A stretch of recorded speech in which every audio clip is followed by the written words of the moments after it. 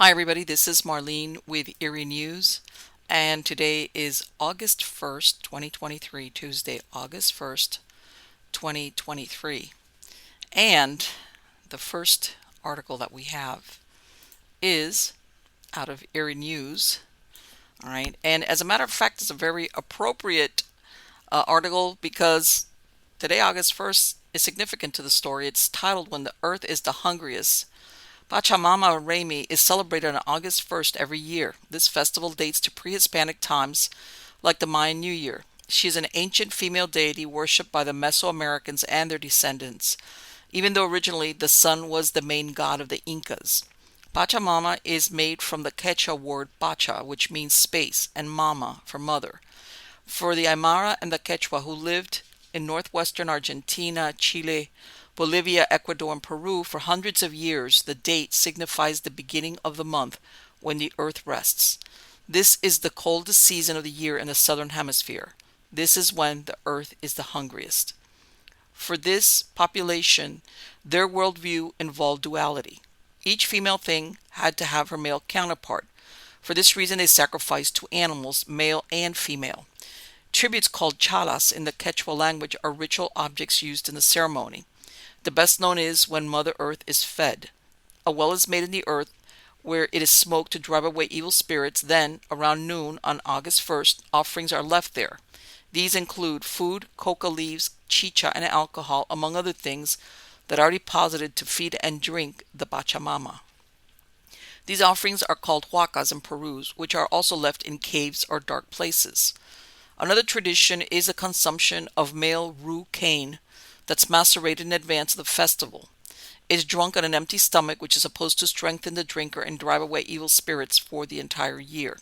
However, there is a darker side to offerings made to Pachamama. In 2015, the Mars Gaming Expedition discovered a complex in Peru used by the Incas during the 15th century to worship gods in times of natural disasters and drought. The place is about 90 miles from Cusco. They found a necropolis in caves. They unearthed sacrificed children who are called capacoches or capacocha. Due to the repetition of the rituals, a series of ceremonial centers were built throughout the Incan land at high altitudes. The sacrifices were done to curry the favor or appease the anger of Pachamama. Only pure children who were physically beautiful and without defects were chosen. They came from good families who, by giving up one of their children, ascended politically in the Inca Empire. Sometimes older children of lower status were sacrificed as servants. Maria Roswowski, an expert in Inca culture, described the ceremony of Capacocha child sacrifice on the occasion of the coronation of Pachacutec as a supreme sovereign of the Incas between 1530 and 1540. Quote, at the moment that the 200 children, two by two, male and female, left for the temple, the priests began the prayers to the Inti in order to achieve luck and prosperity for the sovereign. They chose for the purpose the most beautiful children, which had no blemish or deformity, which they adorned for the occasion with luxurious cloths. The chief of the priests, the Viyak Umu, began the first sacrifice by offering it to the Maker, prayed for a long life for the Inca, for his future victories, and made this prayer by drowning the children, giving them first to eat and drink to those who were old enough, and to the little ones their mothers, saying that they should not arrive hungry or discontented to where the Maker was. The same ceremony was repeated to the idol of the sun, to the thunder, to the Huaca of Huanacauri, and to Pachamama, with the invocation of, O Mother Earth, to your son the Inca, have him above you still and peaceful. The children were drowned and buried along with numerous gold and silver crockery and precious shells. For much of the 20th century, many specialists and activists denied the existence of human sacrifices in Inca culture. With the first discovery of mummies in 1905, it was argued that it was a sporadic practice. An expedition was mounted and the mummified body of a 5-year-old child, along with funerary objects, was brought down. After the arrival of the Spanish, several Catholic priests described this practice, but until this discovery there was no proof. The consensus among archaeologists was that it was an exaggeration or propaganda of the priests to discredit the Inca cults when they described how profuse this practice was. Then between 1920 to 1922, Felipe Capanche, a Llama expert shepherd discovered a tomb on Cerro Chusca at almost 17,000 feet in altitude. Along with Juan Fernandez Salas, a Chilean miner, they dynamited the tomb and brought out the mummified body along with the grave goods inside. The inhabitants of Tolombon called it Queen of the Mountain or Reina del Cerro. While it was there, they lit candles and gave it offerings. In 1922, Pedro Mendoza, a collector and dealer, bought the mummy and took it to Cafayate. He exhibited it in one of the oldest houses in the town known as La Casa de Mendoza, where he charged visitors to see it. 2 years later, he sold it to Perfecto Bustamante, an herbalist from Buenos Aires who displayed it at his shop. In 1924, Professor Amadeo Rodolfo Ciroli became aware of the mummy's existence. He took photographs, an inventory of the grave goods that accompanied her, and a detailed description of what she wore. However, Ciroli never disclosed this information until 1954. By 1935, Bustamante had died, and his widow gave the mummy to Asbjørn Petersen, an amateur archaeologist, in exchange for a gas installation. He kept it in his attic for 50 years, forgotten and untended. Then, in 1977, Ciroli published a paper titled La Momia de los Quilmes, the Mummy of the Quilmes, where he provided all the information he gathered when he inspected the relic along with the photographs taken in 1924. After this publication, the lost mummy became the object of a search. In 1979, the only photograph of the mummy was shown on a TV program with hopes its whereabouts could be determined. An antique dealer in San Telmo bought it for $48 in 1985. The dealer offered archaeological objects which included the mummy, and it came into the hands of Carlos Colombano. In 1991, Marcelo Scanu, an explorer, saw it exhibited in front of a bank in Buenos Aires on Florida Street. In 2001, the Center for Studies for Applied Policies, CEPA, acquired the mummy with its grave goods and initiated the first scientific studies of the young girl's sacrifice hundreds of years before. DNA examination of the girl estimated she was about 8.5 years old. She had no intentional cranial deformations, and a year before she died, she was eating a normal meal, until 6 months before her death, where she was mostly consuming corn. Her cause of death was a stab through the back, which caused a traumatic hemorrhage, which explained the expression of pain on her face. Examination of her finely braided hair found she had eaten coca leaves, as is normally found in ritual victims. It was then that the 15th century stories told by the Europeans seemed to be accurate. In 1964, members of the Club Andino Mercedario discovered a ceremonial mound on the summit of Cerro El Toro that is over 20,000 feet at its highest point. It is located on the Argentine-Chilean border. A whitish object they saw protruding turned out to be the upper part of a human skull. They found the mummy of a young man with his teeth, skin, and musculature in perfect condition. Its eyes, with a slight Mongolian fold and protruding cheekbones, are typical for the Inca people. He was wearing a shirt and loincloth, along with a blanket, double-soled flip-flops, a hat, and small utensils. He was estimated to have been 18 to 20 years old when he died. Cupped in his hands, he had a small mouse that had been decapitated. In 1974, close to the top of Cuellar volcano, a discovery was made of a child mummy. Due to the hard and frozen ground, it could not be brought down. It wasn't until 1999 that it was recovered. That same year, 3 frozen children with a rich trousseau in perfect condition were found. They became known as the Children of Huillaco. They had been killed about 500 years before, and due to the richness of their grave goods, they were thought to be Inca nobility. DNA found there was no relationship between them. The discovery of the Mars Gaming Expedition confirmed the importance of human sacrifices in the ancient cult of Pachamama. Starting in 2011, archaeologists discovered what turned out to be the largest single-mass child sacrifice event in human history on a cliff above the Pacific Ocean once inhabited by the Chimu. The sacrifice was carried out about 550 years ago, and the remains of 140 children and 200 young llamas were unearthed. John Verano with Tulane University, who was part of the research team, said they had found, quote, evidence of the greatest mass sacrifice of children in America and probably in world history. Personally, I did not expect it, and I think no one else could have imagined it, end quote. The excavations ended in 2016.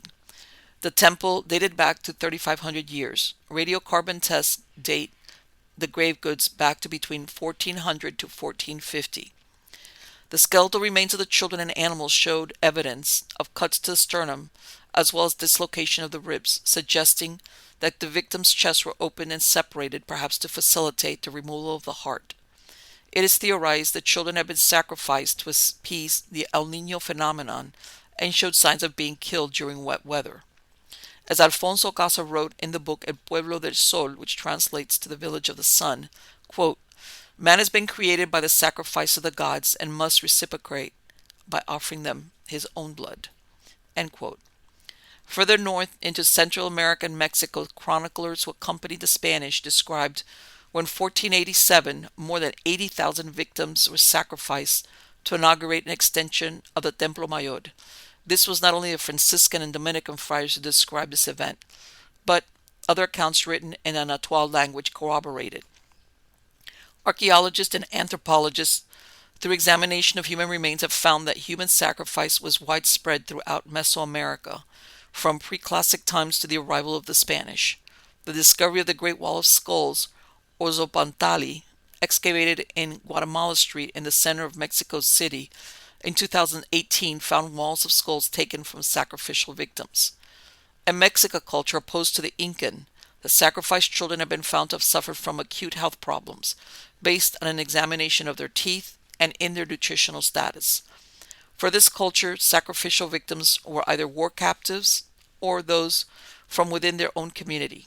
They were chosen according to the deity they would be sacrificed to. They believed the food of the victim not only fed the gods but regenerated them as well.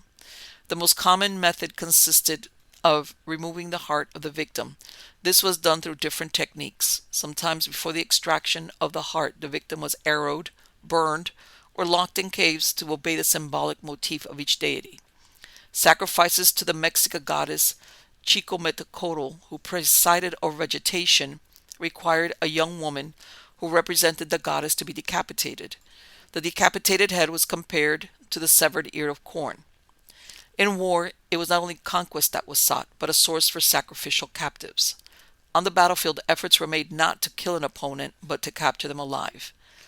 Some texts in Nahuatl of the Nahua collaborators of Fray Bernardino de Saguin described that some had to be dragged to climb to where they would be sacrificed. Others fainted, and some more cried with sadness. However, in celebrations where they had to represent an important god, such as Tezcatlipoca, some warriors who were offered freedom rejected it because of the honor that the celebration implied. That's a horrible. I'll tell you, I would have been one of those that cried, fainted, and had to be dragged, guaranteed. So yes, CNN shows that they were saying that all these Franciscans and Dominican friars who had arrived were describing that they were like making stuff up. Turns out, and I'm sure there's other stuff that, as they discovered, unfortunately, are going to be very accurate. But let's get on to something not as serious. I had to include this. This was funny. This is out of Oddity Central. It's titled, "Farmer Moves to the Big City, Tries to Raise Cattle on Apartment Balcony." You know, for those of you who complain about your neighbors in the apartment building.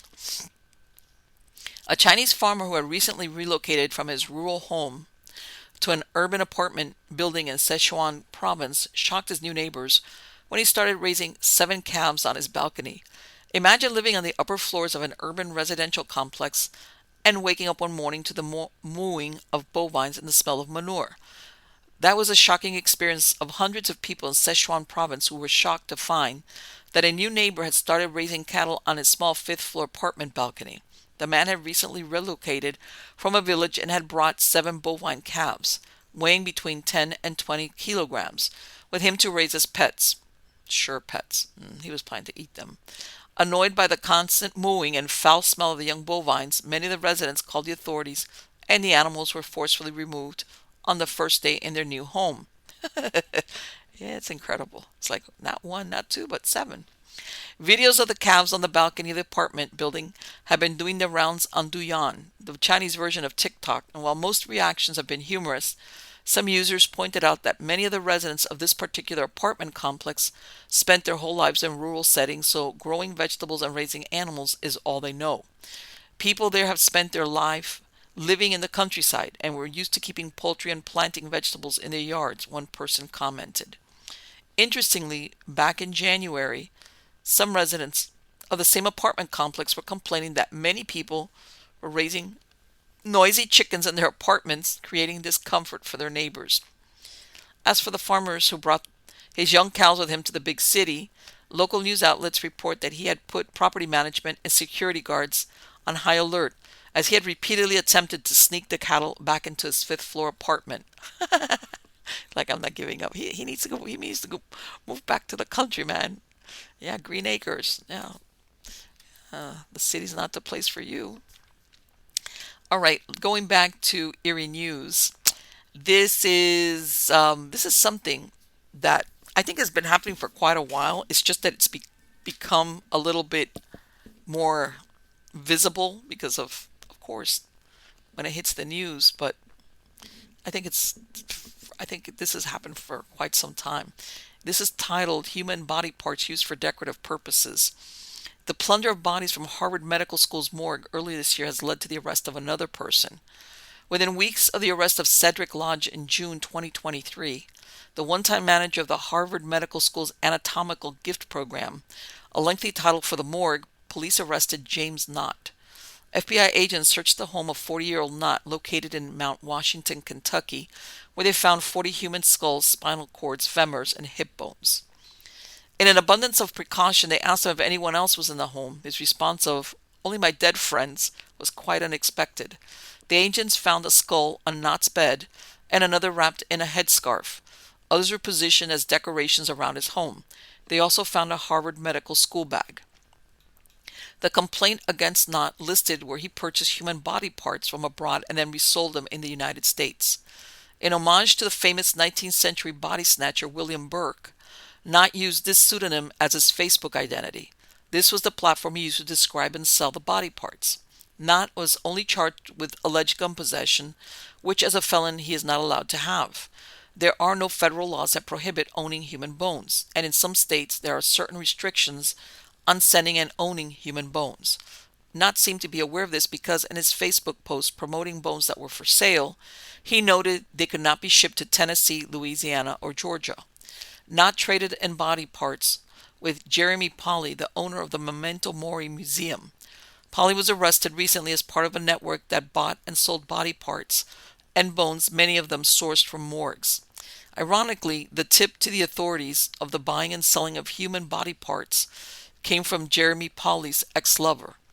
When authorities searched Polly's home, they found human organs and skin in 5-gallon buckets, along with 2 human brains, 2 lungs, a heart, 2 livers, and a skull with hair. One of Polly's customers was Matthew Lampy, 52, a tattooist from Minnesota who owned Get to the Point Tattoos. The pair transacted over $100,000 in online payments for body parts or bones. In 2008, in an interview with Big Tattoo Planet, Lampy spoke about his collection. Quote, "My mind never relaxes. I'm always in a constant state of flux. When I am not tattooing or designing, I collect them. My collection consists of several tantric kampalas, human skulls, a mortician's makeup kit, previously used, of course, and a customer's toe." I wonder how he got that toe. Did you negotiate for it? I don't know. Anyway, Lampy was indicted in June 2023 on federal charges for selling and buying human remains.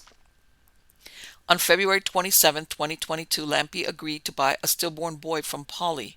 The child was to be cremated and instead was sold by an Arkansas mortuary worker to Polly for $300. Polly traded the baby's remains and $1,500 in exchange for 5 skulls from Lampy. In June 2022, Polly sold Lampy a pair of smoker's lungs for $1,900. Present day, about 300 families have joined a class action lawsuit against Harvard as a result of the investigation of the stolen body parts. Body parts are not only sourced inside the United States. In November 2014, 3 parcels bound for the U.S. from Bangkok were x-rayed, and inside were found 5 preserved human parts, which included an infant's head, a baby's foot, and an adult heart. They were labeled as toys. DHL, the shipping company, identified the sender as Ryan McPherson, 31, an American tourist who told authorities he found the creepy items at a Bangkok night market. He was quoted as saying he thought they were bizarre and he was sending them to his friend Eugene Johnson in the States. However, one of the packages was addressed to himself. It turned out they were stolen from the medical museum of one of Bangkok's biggest hospitals. A dean at the hospital said the two Americans were filmed on closed-circuit TV when they visited the museum a few days before the discovery. However, they did not take anything. The head of the Department of Forensic Medicine at Chulalongkorn University said it was possible the parts were taken from murder victims, since they had wounds, including a hole through the adult heart, and a stab wound in one of the tattooed strips of skin. These sections of human skin were decorated with ancient tattoos believed to bring invincibility. McPherson and Daniel Tanner, 33, were set free after being questioned by police, after which they promptly escaped to Cambodia. In 2003, McPherson produced a video series titled Bum Fights. It featured homeless people fighting that he had paid to do so. It enraged activists, and ultimately McPherson was fined $500 and had to serve community hours at a homeless shelter. What plans McPherson and Tanner had for the body parts remained unknown. So about 20 years ago, this guy is paying homeless people to fight each other, and he makes a video series called Bum Fights. And then a few years later, he's off to Bangkok, to Thailand, and trying to buy body parts. Well, he did buy them. In 2008, Michael Mastromorino pled guilty to stealing body parts. His scheme involved harvesting bone fragments and flesh from bodies at funeral homes without the knowledge of the victims' families. He would sell them without inspection for disease, and some were used in transplants and medical research. Several funeral home directors also pleaded guilty to the roles in the enterprise. After losing his dental license in 2000 for testing positive for narcotics, he opened biomedical tissue services, which prospered. It became a multi-million-dollar operation, selling stolen body parts for transplants and research, but it was eventually closed once it was found to be a human chop shop. Corpses were taken from different funeral homes, were chopped up and sold to medical facilities across the United States. One of the bodies sold was that of Alistair Cook, the former host of Masterpiece Theater on PBS. Bobby Milner, 41, had surgery in 2005 to treat degenerative disc disease in her cervical spine. She later learned her bone graft was possibly taken from Alistair Cook, who died aged 95 of cancer in March of 2004. Mr. Cook was too old and sick to be an acceptable candidate for tissue harvesting. It turned out the permission paperwork for Mr. Cook had been forged. Mastromorino died in July of 2013 from cancer while serving a 30-year sentence. He was 49 years old. So what's that saying about? Always follow the money? Yep. That's usually the way that works. And then this is there's another story. This is out of Ancient Origins, which was very interesting if it opens up. And it's titled The Marvel of Mada'in Saleh and the Enigmatic Nabataean People. The archaeological site of Mada'in Saleh, previously known as Hegra, is the most famous ancient site in Saudi Arabia. It is also the first archaeological site of Saudi Arabia to be included in the World Heritage List. It is surprising how little known this site is, considering UNESCO described it as an outstanding example of architectural accomplishment and hydraulic expertise. Made in Saleh was one of the southern outposts of the mysterious Nabataean people, the same people that built the magnificent city of Petra in Jordan, their ancient capital. Built between the 1st century BC and the 1st century AD, Mada'in Saleh is an architectural marvel and a testimony to the skill and craftsmanship of the Nabataean, who 2,000 years ago carved more than 131 tombs into solid rock, complete with decoration, inscriptions, and water wells. The enigmatic Nabataeans were originally a nomadic tribe, but about 2,500 years ago, Nabataean settlements began to flourish. As well as their agricultural activities, they developed political systems, arts, engineering, stonemasonry, and demonstrated astonishing hydraulic expertise, including the construction of wells, cisterns, and aqueducts. These innovations stored water for prolonged periods of drought and enabled them to prosper. They explained their trading routes, creating more than 2,000 sites in total in the areas that today are Jordan, Syria, and Saudi Arabia. Archaeologists still try to unravel the history of the Nabataeans, which in large remains unknown. Today, you can see several large boulders rising out of the flat desert, and most of the structures seen were used as tombs, all of them cut into the surrounding sandstone rocks. The area has multiple quarries that the Nabataean masons are said to have used to cut and carve stone blocks. However, no building utilizing stone blocks have ever been found, so it is unknown what exactly the quarries were used for. The mystery may lie below the sands of the desert, with monuments still waiting to be explored. Mada'in and Saleh served as a key point in trade and commerce along the Incense Route, which was an ancient network of trade routes connecting southern Arabia with the Mediterranean world. This route facilitated the trade of valuable commodities such as frankincense and myrrh, which were highly sought after in the ancient world due to their religious significance in many ancient societies. The Nabataeans, who inhabited Mada'in and Saleh, controlled a significant portion of this route, allowing them to regulate and profit from the lucrative incense trade. This also gave them a socio-political power. Mada'in and Saleh became a melting pot of diverse cultures where traders, travelers, and pilgrims from various regions interacted, shared ideas, and contributed to the vibrant cultural tapestry of the site.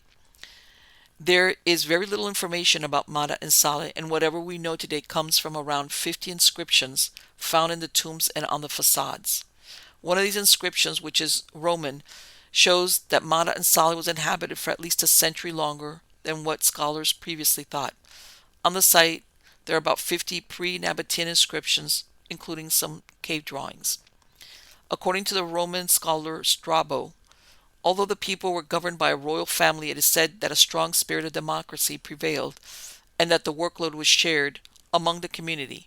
Like much of the ancient world, they worshipped a pantheon of deities, chief among them being the sun god Dushara and the goddess Alat.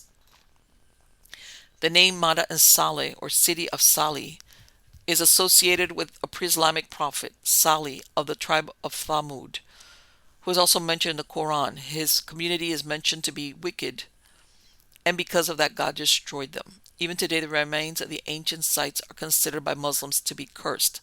Salih or Saleh is the equivalent of Salah in the Hebrew Bible.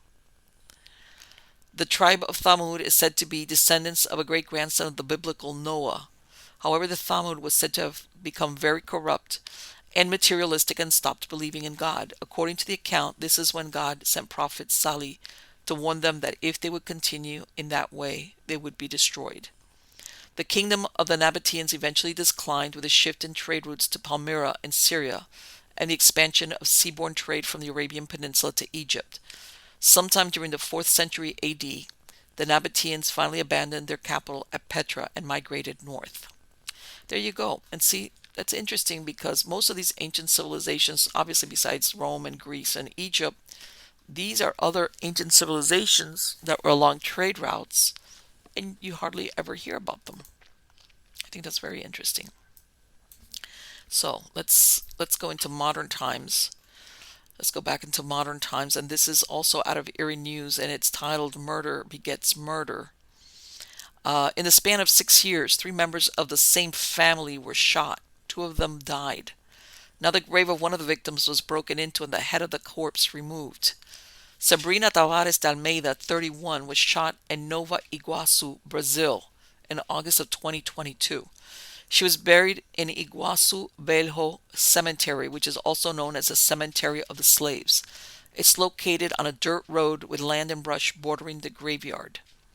On March 17, 2023, her tomb was broken into, and the head of the corpse was taken. In place of the head, a clay aguilar used for rituals with burnt objects inside were placed where the head was.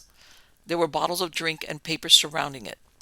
The cemetery administrator told police he had not seen anyone strange on the grounds in the early hours of March 16 to 17, when it's believed the tomb was breached. To get to the corpse, the concrete lid was broken by blunt force, and then the wooden coffin was also broken. Experts say the violation of the tomb was to use the head for dark rituals. Jorge Luis Gomez de Almeida, 52, Sabrina's father, found out his daughter's tomb was violated a month after it happened. He went on April 11th to place flowers on her grave, which is when he found the desecrated tomb. This is when he was told that a report had been issued to the police. However, they offered no explanation why the family had not been told. Jorge said, "There they said that the tomb had been moved and that I had to wait for a report from the civil police to be ready to know what happened. 40 days later, the document was ready and was found that they'd stole my daughter's head and performed a religious ritual. According to Jorge, the civil police have not provided any answers to the family." I'm sure the answers they're looking for is like, who did it? This story of murder began earlier with Sabrina's husband, Cristiano da Silva Osorio Ferreira, a military police officer who was murdered on the doorstep of their home. He was talking to a person when he was hit by a shot from a passing vehicle. Cristiano was a retired soldier and worked in the 20th BPM. At his death, his property and pension was given to his widow. However, his brother, Mateus da Silva Osorio Ferreira, contested the will but lost. He also believed she was responsible for his brother's death. However, the reason for this has not been explained. After this, he threatened Sabrina. In August 2022, a masked intruder wearing gloves entered the home and shot Sabrina while she slept, as well as her mother, Fatima de Acevedo Tavares. Sabrina's mother pretended to be dead, but survived the ordeal. Nothing was robbed from the home. At the time, it was reported that 2 men participated in the crime, but only Matthews was identified. The accomplice would have been the driver of the motorcycle used in the action. According to investigations from the Baixada Lumenese Homicide Police, the prime suspect was Sabrina's one-time brother-in-law. 4 months after the crime, in December of 2022, he was arrested for her murder and the shooting of her mother.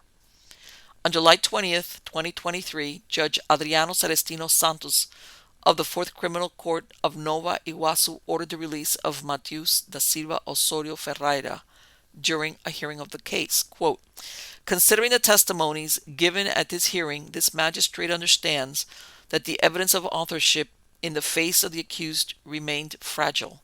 So I understand that he can respond to the process in freedom. The defendant is of good antecedents, having a fixed address and lawful work, not demonstrating risk to public order." This is what the judge wrote. He is set to return to court on August 28, 2023.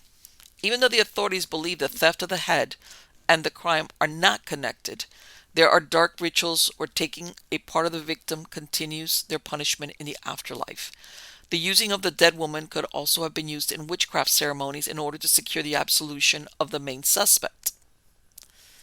In other words, even though he was in jail, he did have an accomplice, and somebody could have done it on his behalf if they, in that belief, because they had to break through a cement slab, through the wooden coffin to get to her, which is very unusual. All right. Let's go. And you know what? Sometimes people say, "Oh, that doesn't work," or what, people are superstitious. That doesn't matter. If you have people, a culture, whatever, that they believe in this, especially when you're talking, how can I say it, retribution, or what they call love, revenge, all those things. If this guy's brother thought she was somehow responsible, or maybe it was just mercenary. The house apparently belonged to her husband and she inherited it because she's the widow on his pension. All those things sometimes spur people to do outlandish and very cruel things. And by the same token, sometimes they do ceremonies or rituals or whatever because they think, "I'll do whatever." I'm still not sure about that. Okay, be quiet, Siri. Anyway, let's go on to the next article, which is out of Smithsonian, titled "Humans May Have Arrived in the Americas Earlier Than Previously Thought." All right. About 30 years ago, 3 artifacts made from the bones of giant sloths were unearthed in Brazil, and until recently, they hadn't been studied extensively. In other words, I guess they pick up these things and just leave them there. Now researchers say that the bones are pendants. Humans likely polished them and drilled small holes into them, intending to wear them as prehistoric fashion accessories, according to a study published in the journal Proceedings of the Royal Society. Dating to between 25,000 to 27,000 years ago, the pendants are the oldest known personal ornaments unearthed in the Americas. They also support the theory that humans inhabited South America far earlier than previously thought. We now have good evidence, together with other sites from South and North America, that we have to rethink our ideas about the migrations of humans to the Americas. Well, of course. Based on markings on the sloth bones, scientists concluded that humans, rather than other animals, very likely drilled the holes into the bones. Additionally, the new research suggests that they crafted the pendants soon after the sloths died, which means that the human and sloths coexisted. At 10 to 13 feet long, giant sloths weighed over 1,000 pounds. Their bodies were protected by armadillo-like plates under their fur, and it was these plates that humans drilled holes into, as if they had been designed to be threaded on a string. For many decades, scientists thought that humans reached the Americas via a land bridge between Russia and Alaska about 15,000 years ago. Now the new study joins a growing body of work that suggests an earlier arrival date. In 2021, for example, researchers announced that they had found fossilized human footprints in New Mexico that were between 21,000 and 23,000 years old. The new study moves that timeline even earlier. The timeline is constantly debated, and some scientists dispute the dates connected to certain finds. But many South America sites have yet to be studied. I agree with that. We believe that there should be more evidence waiting to be found in the rock shelters and caves of Brazil and in places little or not explored. Many of the researchers are also optimistic about the new study and what its findings might mean. This is really significant study because it adds to the growing body of data on the antiquity of human occupation in the Americas.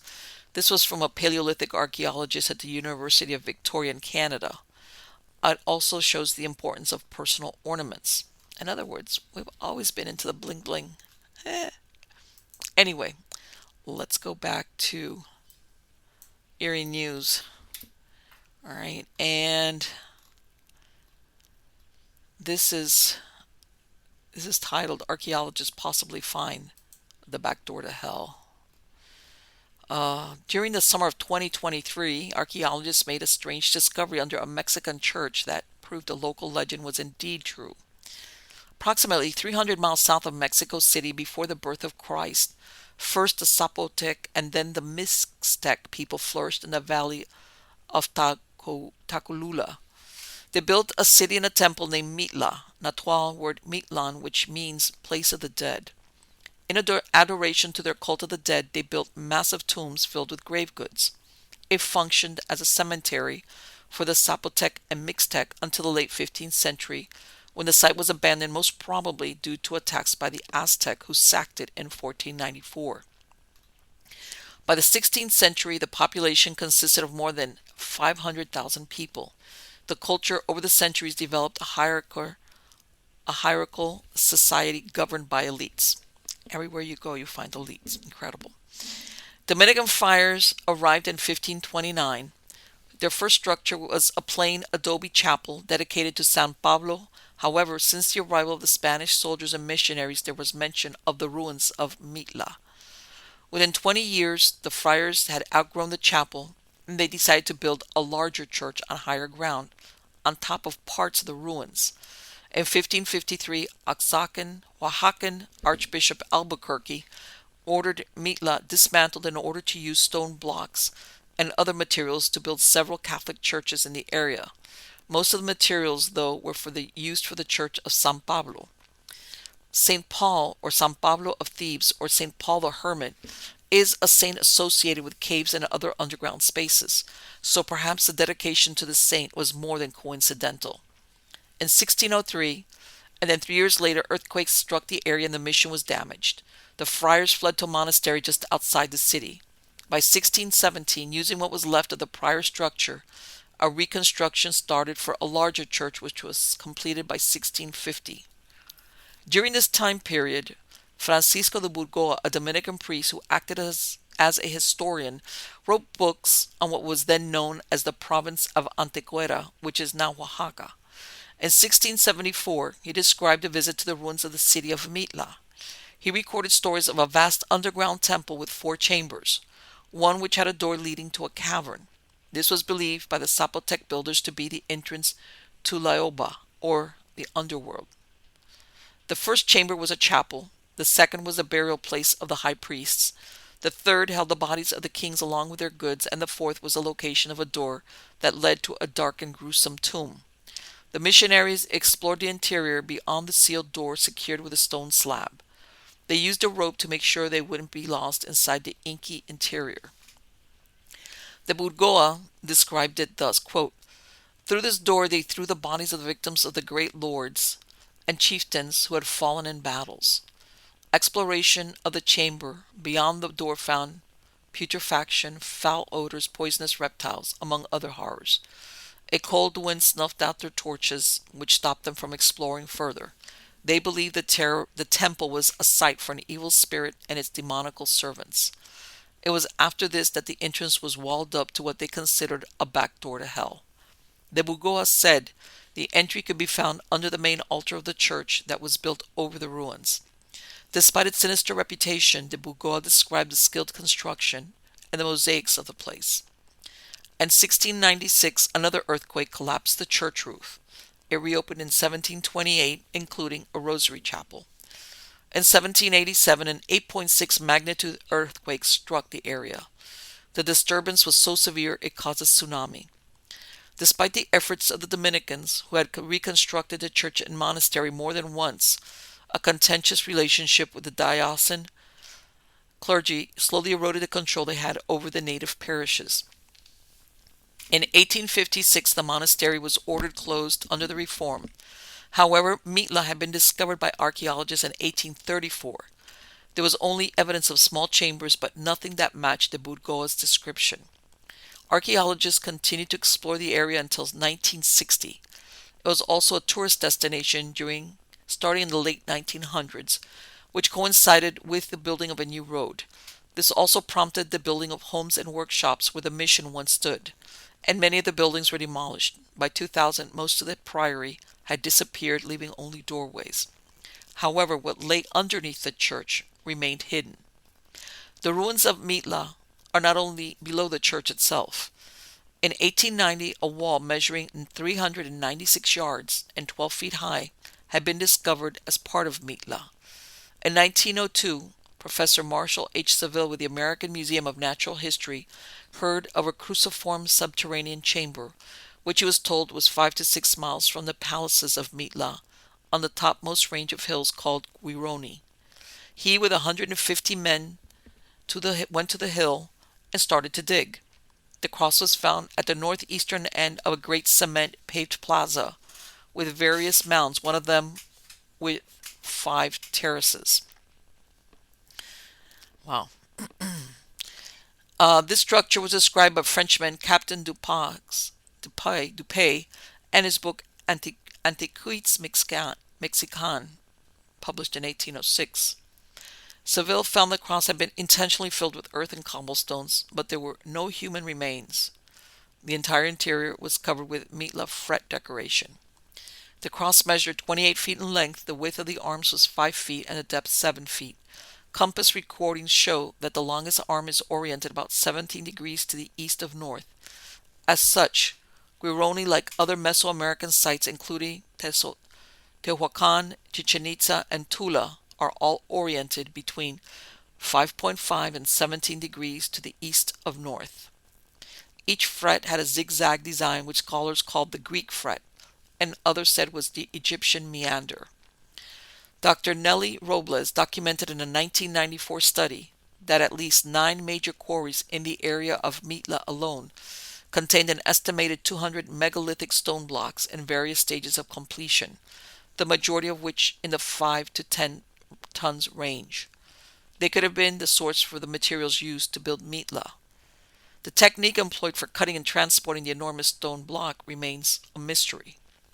Recently, with the use of a non-destructive geophysical method, archaeologists with the ARX project decided to explore the church as the most likely spot that would match the Budgoa's description, since this area is known for natural caverns. They found evidence of what was once believed to be a myth. This was the large subterranean rooms described by Francisco de Budgoa. There is also evidence of an earlier ruin in another part of the site. A 3D model of the site was produced, which confirmed the existence of a large void under the main altar. This space seems to connect with another void to the north of the church. There's also evidence of a blocked entrance under the altar and two passages. The team plans to return later in 2023 to resume exploration of what lays underneath the church. Let us hope that one myth that is not disproven is that it is the back door to hell. Present day travel to Huaca is highly dangerous. In May of 2023, Victor Mason, 27, a Canadian national, was found shot to death inside a car. He was close to a coastal tourist area in the state of Huaca. Only days before, three tourists from Argentina were attacked with a machete. One of them died a few days later in a hospital. The attack took place in the Laguna de Chacahua along the Pacific coast. There was no motive for the attack. Very interesting. Very interesting. That, see, again, it turns out a lot of what some of these historians, which happen to be Franciscan or Dominican friars, they were saying the truth. And now they're finding them. And let's see what they find. Hopefully it isn't the back door to hell. Think about it. It's like the opening scene of a great horror flick. Nobody believes all those crazy priests that build the altar over this subterranean entrance known as the back door to hell. We don't believe them. Those superstitious men. And then they open it and all hell breaks loose. Well, that's my version of it. All right. I hope you enjoyed this last version of Eerie News, and I will be back soon with you guys with more interesting and unusual stories. Until then, take care.